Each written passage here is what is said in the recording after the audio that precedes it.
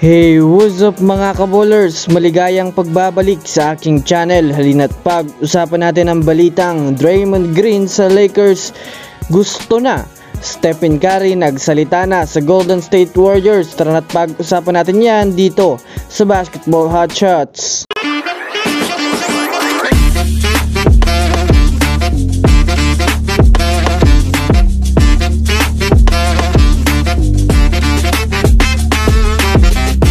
Una nga muna tayong dumako mga kabowlers sa naging injury ni Bradley Beal kaninang umaga. Well, alam naman nga po natin sa ngayon mga kabowlers na maganda na sana ang nilalaro ng Phoenix Suns. Samahan mo pa mga kabowlers nang nakabalik na sa laro si Bradley Beal galing sa back injury.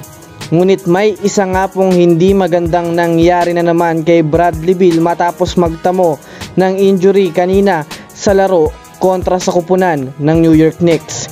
Sa nangyaring sprained right ankle injury mga kabowlers ay talagang nakakakaba dahil na rin sa napakapangit ng naging bagsak ng kanyang kanang paa. Sa kasalukuyan nga po mga kabowlers ay wala pang inilalabas na eksaktong timetable kung kailan makakabalik ito sa laro. Shit happens, that's part of it.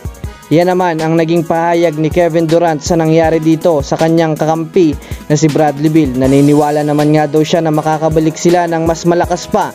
Isang malaking disadvantage nga ito mga kabowlers sa Phoenix Suns dahil na rin sa babawasan nga sila kagad ng isang star caliber na malaki ang naitutulong sa kanila. Samantala, dumako naman tayo sa balita patungkol sa kupunan ng Golden State Warriors. Alam naman nga po natin sa ngayon mga kabowlers na hindi pa rin nga po nasusolusyonan ng Warriors ang kanilang kinakaharap na problema sa kanilang Hall of Famer na si Draymond Green. Sa mga ginawa nga pong pananakit ni Draymond Green ay napapahiya nga dito ang prangkisa ng kanilang kupunan. Nagsalita na rin nga po si Steve Kerr na kailangan na nga daw magbago ni Draymond Green sa kanyang maduming laruan. Ang pinakamalapit nga po mga kabowlers na kanilang maging desisyon ay mai-offer na lang itong si Draymond Green sa Lakers kapalit ni Rui Hachimura at itong si Christian Wood. Well, para nga sa kaalaman ng lahat, matagal na rin nga pong gustong mapunta ni Draymond Green sa Lakers at makakampi itong si LeBron James.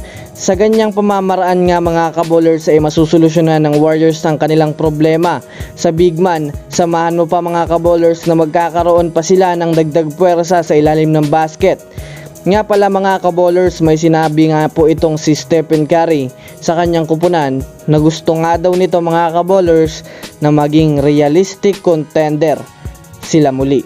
So that's it for today's video mga kabowlers. Yan lang ang ating pag-uusapan sa ngayon. Pindutin na ang subscribe and hit nyo na rin ang notification bell para sa mga susunod na updates sa mundo ng basketball. Again, this is Basketball Hot Shots. Thanks for watching.